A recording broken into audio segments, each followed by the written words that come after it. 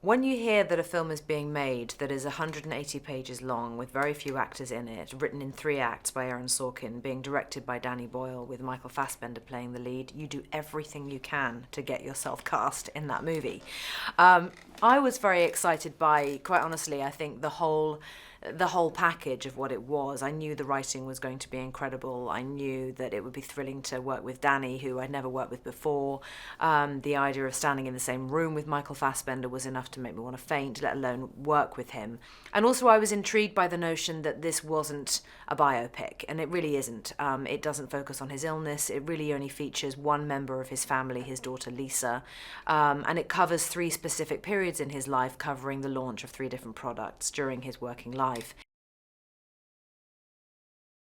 I knew it would be very unusual, and to play a woman who I'd never heard of, and actually most people will never have heard of Joanna until this film comes out, but she really was like his work wife, and very influential in terms of how he functioned as a person, how he dealt with the people around him day to day. She really made him toe the line and helped him in a way to be the best version of himself that he could be in terms of personal relations.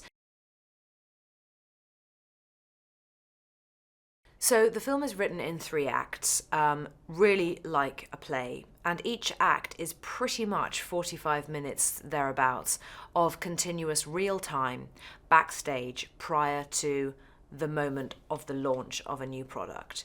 So it's a very heightened pressure cooker type atmosphere that is created by the intensity of the writing and the pace at which the story is being told.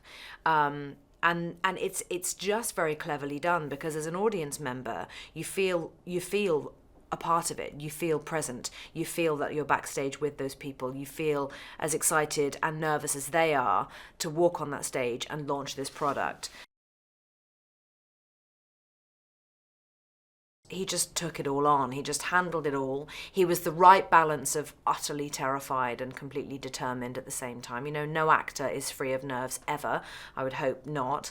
And I really do mean this. I have never seen an actor conduct themselves in a more professional way than Michael did. And no fuss, you know, he just knuckled down. He had his own strange system of how he went about things. He didn't particularly want help after hours with running lines. I would often say to him, listen, I'm happy to meet up. We could just run a bunch of dialogue. And no, it's okay. He would just do it his own way. And I'll never forget a profound moment, actually. We all came into the rehearsal room having filmed Acts 1 and 2 to start rehearsals for Act 3. And we had a cold table read. Everyone sat around the table, and every single actor, myself included, had our scripts in front of us. Michael didn't even get his out of his bag. And it was only because he knew all his lines, and he wanted to prove to himself that he'd nailed it.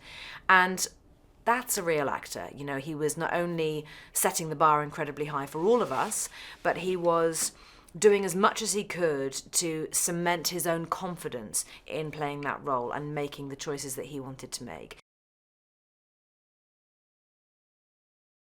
So Joanna's constant managing of Steve really did come from a place of genuinely wanting him to just stop, calm down, take a breath, and be real, which often wasn't his strong point. And she really did manage him, and he really couldn't cope without her so often. The one thing I will say that set Joanna and Steve's relationship apart from all his other working relationships was that she didn't need anything from him. And I would say that the majority of the people working with him, they needed something from Steve, whether it was that paycheck or whether it was to work their way higher up the ladder, to learn from him, to gain from his success, to ride on his coattails, whatever it was. Joanna genuinely didn't need any of those things. And it's quite remarkable how I think that changes the central dynamic of their relationship, because she could just be utterly honest with him. She never felt threatened by him. She never felt that her job was in jeopardy. She just wanted for him to be the best version of himself as a person, as a man, and as a father that he could possibly be. And that, I think, is what makes their relationship feel very warm and quite profound, actually. I really hope it will surprise people. I mean, Seth is brilliant anyway. As we know, Seth is a genius. Seth is hilarious. Seth is, the reason that my children are begging me to let them watch Pineapple Express. Seth is untouchable. There is no one like him. You really can't compare him to any other actor out there. Certainly no other actor of comedic brilliance that he has. But this is different. Seth isn't funny in this film. He's extremely sincere, really very touching, and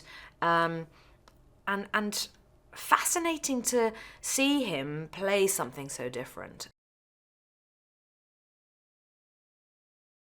Well, we're all used to a certain degree of improvising or changing things up or just mixing a few words around to just make them feel a little bit more comfortable or natural to say. But, Aaron Sorkin writes it in a way that is natural, does sound as though you're improvising, and as though these characters are coming up with these thoughts in that moment. And that's what makes Aaron Sorkin Aaron Sorkin.